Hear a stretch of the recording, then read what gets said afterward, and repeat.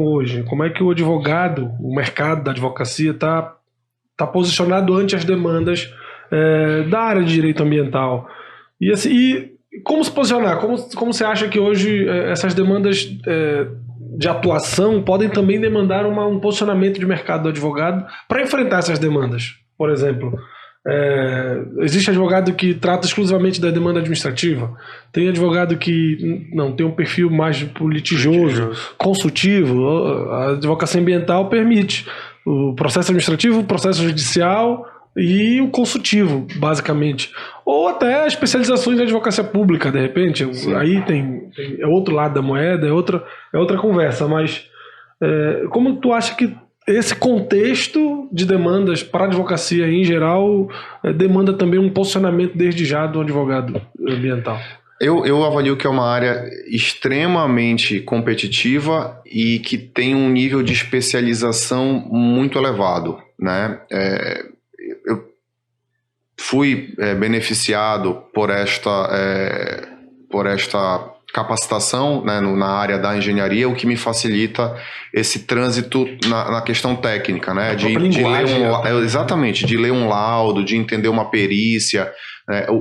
A dificuldade para o advogado que quer atuar na área ambiental é poder transitar nessa linguagem. Então, é uma área de atuação que envolve conhecimento interdisciplinar, transdisciplinar. Você precisa, né, ter uma boa base, porque senão você não acompanha a dinâmica da atuação, seja litigiosa, seja administrativa, né, ou seja consultiva. Então eu avalio que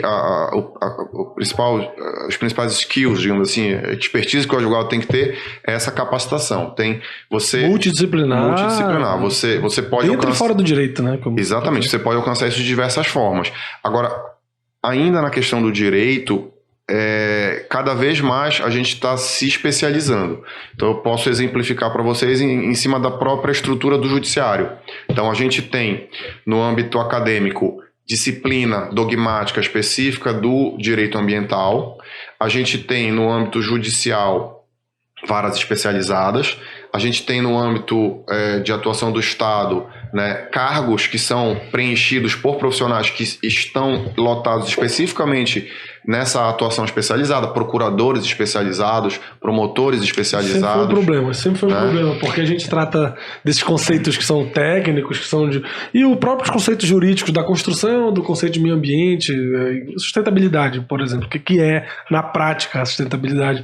E você via servidores, via juízes, promotores não acompanha. Sem essa especialidade que não você acompanha. Conseguia dizer,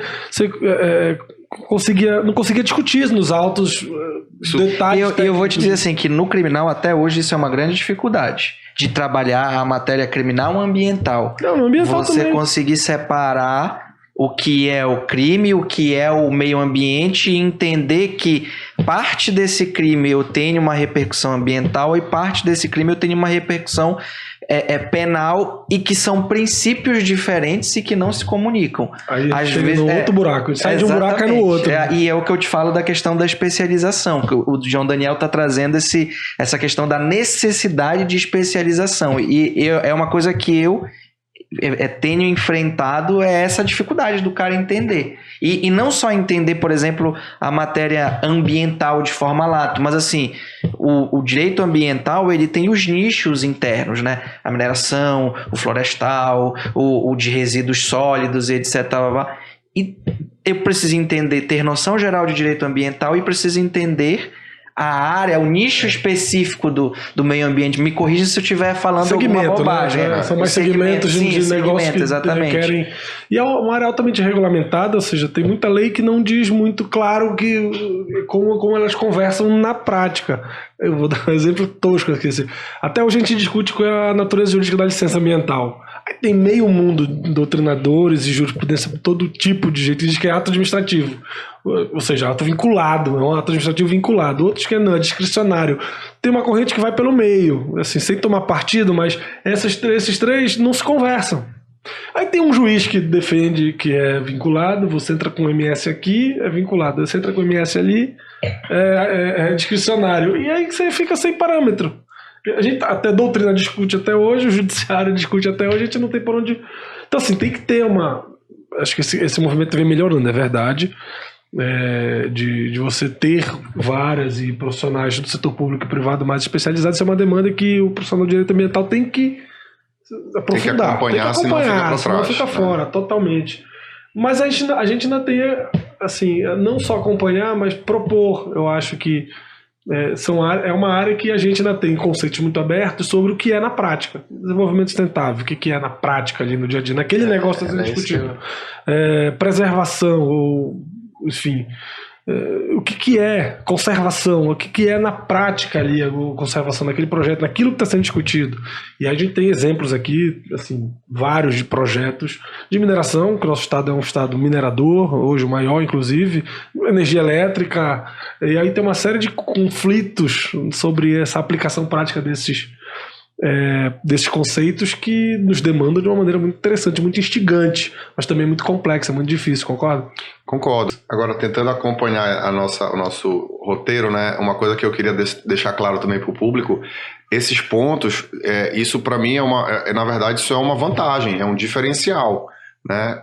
Porque a gente vive num mercado competitivo, né, em que cada vez mais você precisa, né, ter algum tipo de vantagem no sentido de skills, de habilidades, e a área do ambiental ela te proporciona todas essas possibilidades. Então, longe da gente tá aqui discutindo algo que olha, não vão para o ambiental, porque não, muito pelo é o contrário. inverso, isso aqui é o filé mignon do negócio, é onde está, né, o que tem de mais, digamos assim, moderno na discussão do direito, por exemplo. São as disciplinas novas que surgem por conta dessa dinâmica, entendeu? Quem quer desafio, né? Para quem quer um brilho no olho na advocacia, para quem quer um desafio. A própria questão de multidisciplinariedade e o valor que é tratado te coloca numa situação de que tu vais ter contato com mais pessoas ainda.